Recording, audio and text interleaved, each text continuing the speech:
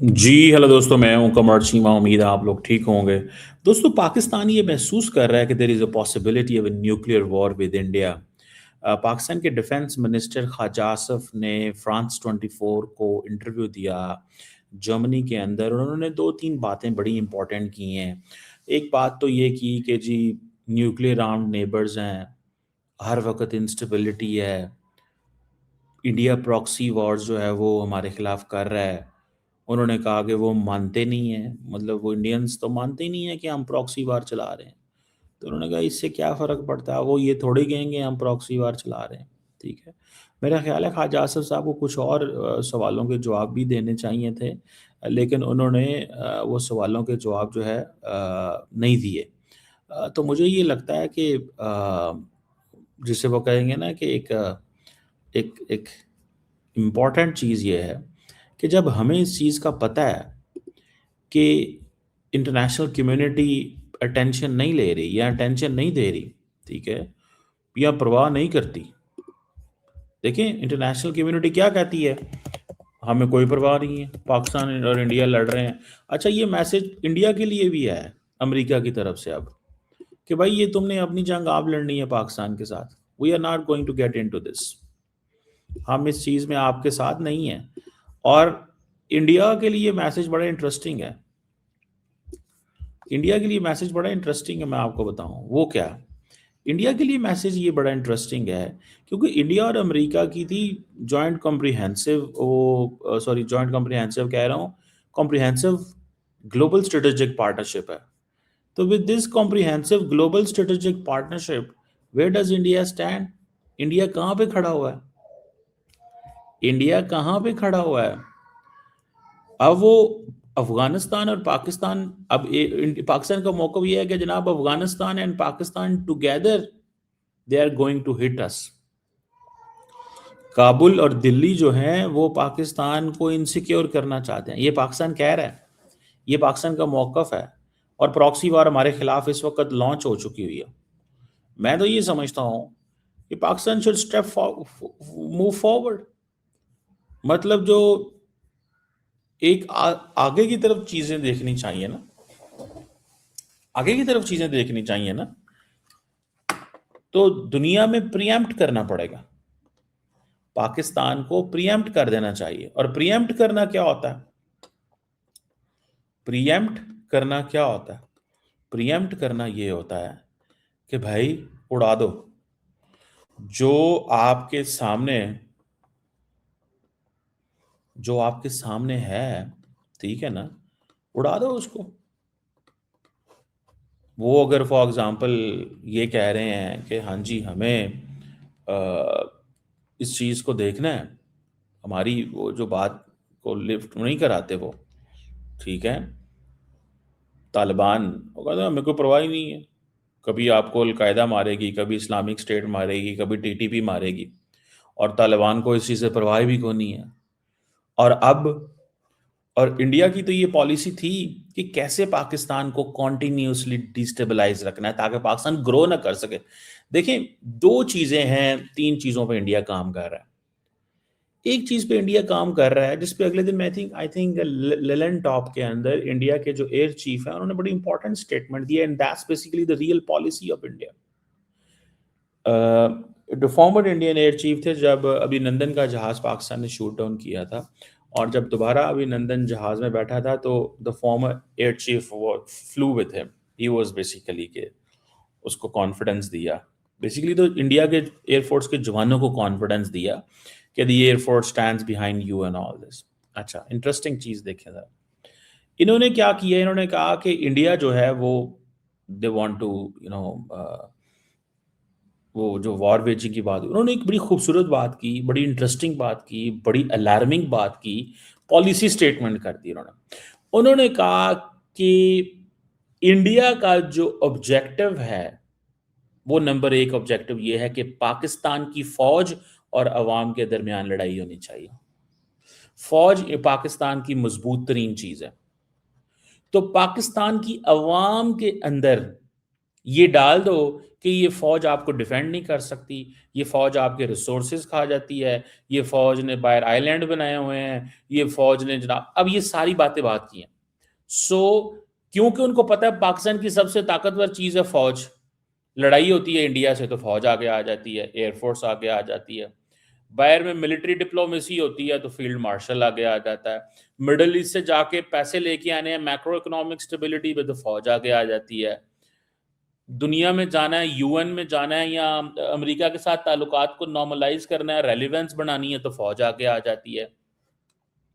तो political side को तो वो कह रहे हैं कि उसके तो पांव जो है ना वो हिले हुए हैं, तो फौज इज इंपॉर्टेंट, फौज को और अवाम को आपस में लड़ा दो, और फौज का जो इमेज है अवाम के सामने, जैसे फॉर एग्जांपल इंडिया पाकिस्तान की जंग हुई, पूरी दुनिया के अंदर एक बात डिस्कस हुई कि पाकिस्तान की जो फौज है उसका जो इमेज है वो चढ़ गया ऊपर, क्यों?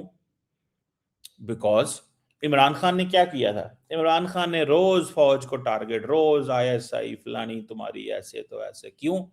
अपने लोगों को मुखालिफ कर दिया, 9 मई करा दिया, सारा कुछ करा दिया, अवाम और फौज की लड़ाई कराई उसने, ठीक है, कि फौज के अंदर घुस जाओ, ये कर दो, 9 मई कर दो, अब तो नहीं वो, और फौज ने फिर वो, देखिए दुनिया का कौन सा मुल्क ये चाहेगा, दुनिया का कौन सा मुल्क ये चाहेगा कि उसके शहीदों को या उसकी फौज को कमजोर कर दिया जाए? कोई भी नहीं चाहेगा, समझ रहे हैं बात को? कोई भी, nobody would like it, कोई भी नहीं चाहेगा, कोई भी नहीं चाहेगा ये। तो हमें इस चीज को देखना है कि इंडिया की ये स्ट्रैटेजी बड़ी कामयाब रही है, एंड थैंक्स टू हमारे साबिक वजीर आजम इमरान खान साहब, उन्होंने माहौल ही गर्म कर दिया। उन्होंने कहा जनाब हम तो जो है ना आ, वो जिसे कहते हैं ना, हम हम चाहते हैं कि कहीं ना कहीं पे माहौल गर्म ही रहे।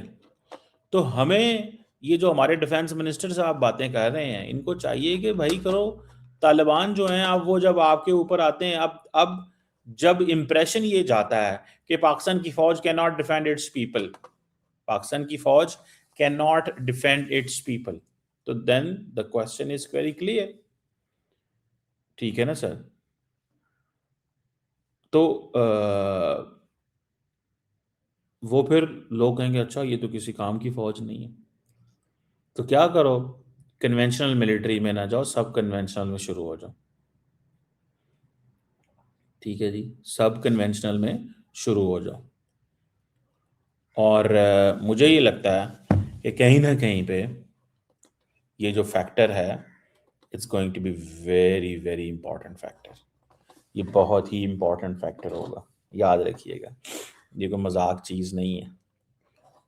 फौज का सामने आना, फौज को हिट करना, जो कोई आसान काम नहीं होगा, मैं आपको बता दूं, it's not an easy thing, ये कोई आसान चीज़ नहीं है।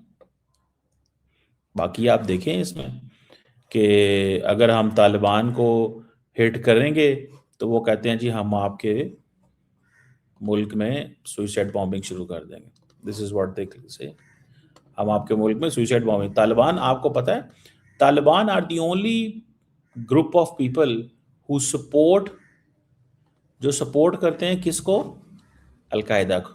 उसकी मैं मिसाल देता हूँ, last week there was a meeting in UN security council में थी, और वहाँ पे अमेरिकन ने ये कहा कि वी वांट, हम चाहते हैं कि एक या दो अमरीक जो हैं अफगान अमेरिकन रिफ्यूजीज हैं, अमेरिकन अफगान तालिबान की कस्टडी में वो रिहा कर दिया जाए। उन्होंने कहा हम कर देते हैं, उन्होंने क्या कहा, हम कर देते हैं, लेकिन उससे पहले उन्होंने क्या कहा, उन्होंने कहा हम कर देंगे लेकिन आपने एक काम करना है, तालिबान ने डिमांड की, क्या काम करना है?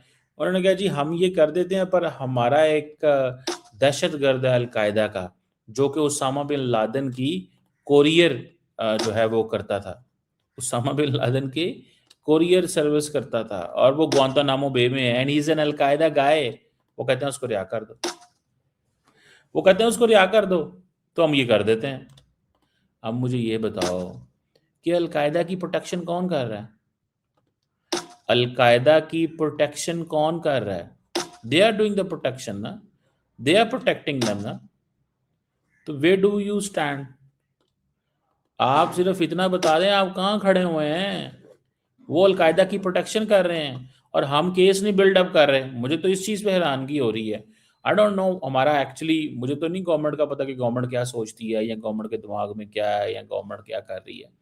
लेकिन मुझे मुझे एक चीज़ की तो बड़ी समझ आ रही है कि ये जो कुछ भी हो रहा है ना यार, this is not the way. चीज़ें ऐसे थोड़ी होती हैं, ठीक है? चीज़ें ऐसे थोड़ी होती हैं। So India will never like to go war with a full scale long term war. Pakistan से नहीं लड़ेगा इंडिया भाई। भाई उसमें तो उनकी अपनी ग्रोथ रुक जाती है ना, उनकी अपनी इकोनॉमी डिस्टर्ब होगी। समझ गए आप बात को? उनकी अपनी इकोनॉमी डिस्टर्ब हो जाएगी, उनकी ग्रोथ रुक जाएगी। तो वो फिर क्या करें? What shall they do? उनको क्या करना चाहिए? उनको क्या करना चाहिए? That's a point which I really want to I tell. उनको ये करना चाहिए कि वो पाकिस्तान को लो इंटेंसिटी कॉन्फ्लिक्ट में through non state actors continuously engage कर दो। चलो गल मुक, इंगेज कर दो, बात खत्म।